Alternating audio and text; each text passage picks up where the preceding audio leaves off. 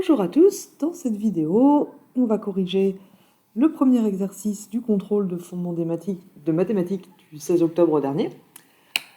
Il s'agit de dresser des tables de vérité pour établir les équivalences suivantes. Donc là, il y a deux façons de s'y prendre. Faire la table de vérité de toute l'équivalence et montrer que c'est une tautologie, ou bien faire les tables de vérité de chacun des termes de l'équivalence et de montrer que ce sont les mêmes tables de vérité. Les deux stratégies peuvent fonctionner. Donc, on va faire la première. Commençons par dresser la table de vérité de petit 1. P où Q implique R, c'est équivalent à P implique R et Q implique R. Oui, c'est ça. Alors, comment on fait ça? On va commencer par... Donc on voit que ici, c'est une proposition qui est construite à partir de trois propositions élémentaires, P, Q et R. Il faut donc qu'on commence par lister toutes les valeurs de vérité possibles pour les triplets P, Q et R. Alors, comment on peut faire ça pour être sûr de ne pas en oublier?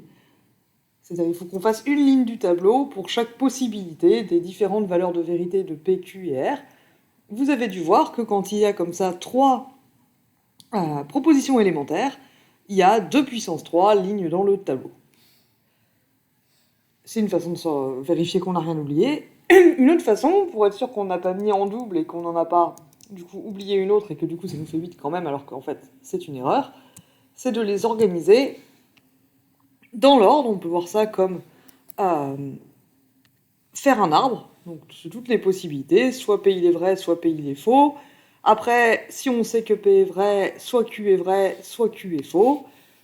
Ensuite, on regarde la valeur de vérité de R, ça nous fait les 4 premières lignes, les lignes où à la base P est vrai. Et ensuite, on regarde tous les cas où P est faux, à l'intérieur desquels il y a les cas où Q est vrai, puis les cas où Q est faux, etc. Si on organise ça comme ça, vous n'êtes pas obligé, hein, c'est juste une façon de ne pas oublier de cas. On obtient donc pour P, Q et R les possibilités suivantes. Donc P vrai dans les 4 premiers cas, dans les 4 premières lignes du tableau, et faux dans les 4 autres branches de l'arbre. À l'intérieur des cas où P est vrai, il va y avoir 2 cas où Q est faux. Pareil pour les cas où P est faux. Et ici, à l'intérieur des cas où Q et P sont vrais, R peut être vrai ou faux, et ainsi de suite pour tous les autres. C'est une façon d'organiser les lignes d'un tableau de vérité sans se tromper. Alors, toc. Ça c'est la première, c'est en quelque sorte les colonnes de notre tableau. C'est ce qui donne la tonalité des lignes du tableau. Maintenant, on va faire des colonnes en séparant la proposition complexe qu'on doit étudier en différentes sous-parties. Ici, on voit que la proposition qu'on doit étudier, elle comporte plusieurs éléments, P ou Q, ensuite P ou Q implique R d'une part, et de l'autre côté, il y a P implique R, Q implique R, et ensuite P implique R et Q implique R. Pour chacun de ces éléments, on va faire une colonne dans le tableau. On va commencer par P ou Q. Hop là. Je ne peux pas écrire avec seulement des lignes droites. P ou Q implique R. Ça, c'est ce qui est à gauche de l'équivalence. Et ensuite, on a P implique R, Q implique R. Ensuite, on a lui et lui. Voilà. Alors, je vais leur donner un nom pour alléger un peu le tableau. Ça, je vais l'appeler A.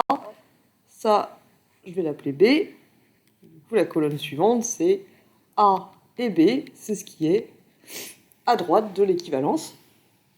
Et ensuite, il faudra que je regarde si ces deux colonnes-là sont équivalentes. Donc, j'aurai à ce moment-là terminé. Ce sera la table de vérité de la proposition 1. Donc, on s'attend, du coup, puisqu'on doit montrer que cette équivalence est vraie, on s'attend à ce que quand on aura terminé ici, il n'y ait que des vrais. Alors allons-y, P ou Q, quand P et Q sont vrais, donc là on regarde seulement les colonnes P et Q, hein. Quand P et Q sont vrais, P ou Q est vrai, ensuite P est vrai, ça suffit pour que P ou Q soit vrai. Dans les deux cas suivants, Q est vrai, donc même si P est faux, P ou Q est vrai, et par contre quand P et Q sont tous les deux faux, P ou Q est faux. Ensuite, P ou Q implique R. Donc allons-y, est-ce que celui-ci implique celui-là? Vrai ou vrai? Vrai implique vrai, c'est vrai. Vrai implique faux, ça c'est faux. Vrai implique vrai, vrai. Vrai implique faux, à nouveau faux. Vrai implique vrai, vrai. Vrai implique faux, faux. Faux implique vrai, vrai. Faux implique faux, vrai. Vous vous rappelez, c'est cette chose bizarre avec l'implication. Si j'ai faux implique n'importe quoi, ça marche. Forcément, l'implication est toujours vraie. Alors, ensuite, on passe à P implique R. Alors, vrai implique vrai, oui. Vrai implique faux, non. Vrai implique vrai, oui. Vrai implique faux, non. Et ensuite, on voit que les 4 dernières lignes, P est faux. Donc P implique R sera automatiquement vrai. Faux implique n'importe quoi. Faux implique R, ce sera toujours vrai. Donc on sait déjà que là, on va pouvoir mettre 4 vrais. Q implique R, donc ça nous fait vrai implique vrai, vrai. Vrai implique faux, faux.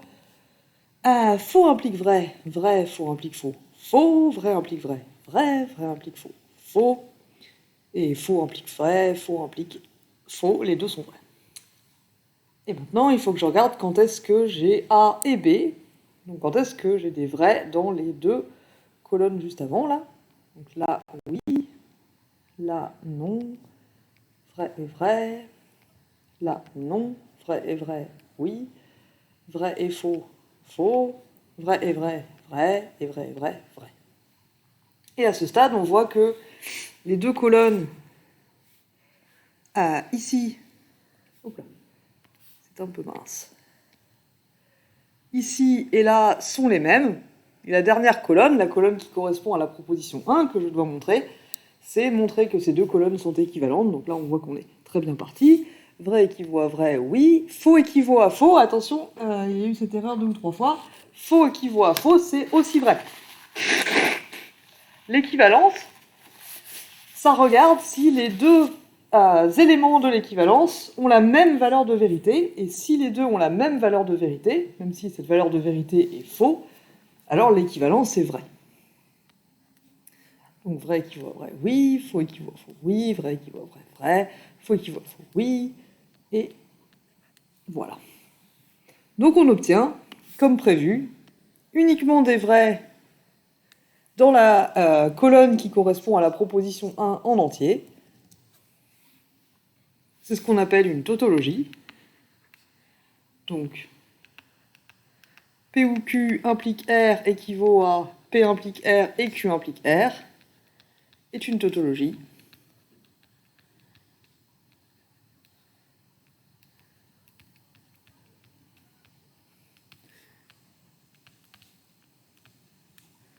Et c'est ce qu'on devait montrer. On devait montrer que cette équivalence était vraie, quelles que soient les valeurs de vérité de PQR, et c'est bien ce qu'on a obtenu. Alors, voyons la suivante. Non P implique Q équivaut à P et non Q. Donc en fait, là, ce qu'on nous demande de redémontrer, c'est la négation de P implique Q, c'est P et non Q. C'est quelque chose dont on a parlé pas mal en TD, donc là, évidemment, il ne s'agit pas juste de dire bah, je connais la négation de l'équivalence, la négation de l'implication, et je sais que c'est P et non Q. Il s'agit du coup, comme on nous dit ici, d'établir la table de vérité pour remontrer que c'est vrai. Alors allons-y. Cette fois, dans mon tableau, puisqu'il n'y a que deux propositions élémentaires P et Q, il va me suffire de faire 4 lignes. Donc si je reprends mon raisonnement en arbre, ces 4 lignes vont être celles-ci. Voilà. Et ensuite, comment vais-je découper ma proposition pour étudier ça par étapes? Dans un premier temps, on va avoir ici à gauche P implique Q. puis non P implique Q, et ça c'est ce qui est à gauche de l'équivalence, et à droite je vais mettre P et non Q, ou peut-être non Q d'abord, puis P et non Q, comme vous préférez. Normalement je devrais alors obtenir deux colonnes identiques, qui seront donc bien reliées par une équivalence dans la dernière colonne. Donc allons-y, on a P implique Q, comme ça. Non P implique Q, du coup, on va prendre la négation de cette colonne. Non Q, P et non Q, et tout à la fin, la proposition 2, l'équivalence entre non P implique Q et P et non Q. Alors, P implique Q, c'est parti, vrai implique vrai, oui, vrai implique faux, non, et faux implique vrai, faux implique faux, les deux sont vrais. Du coup, la négation de cette colonne, c'est on inverse toutes les valeurs de vérité, comme ceci. Ensuite, non Q, on inverse toutes les valeurs de vérité qui sont dans la colonne de Q, faux, vrai. Et P et non Q, donc faux et vrai, non. Vrai et vrai, oui. Faux et faux, non du coup. Et vrai et faux, non plus. À ce stade, on s'aperçoit que les deux colonnes qui correspondent aux deux termes de l'équivalence sont bien les mêmes. Et du coup, on termine avec la colonne pour l'équivalence. Faux équivaut à faux, oui. Vrai équivaut à vrai, oui. Faux équivaut à faux, oui. Et faux équivaut à faux, oui. Et donc, on retrouve que non P implique Q équivaut à P et non Q.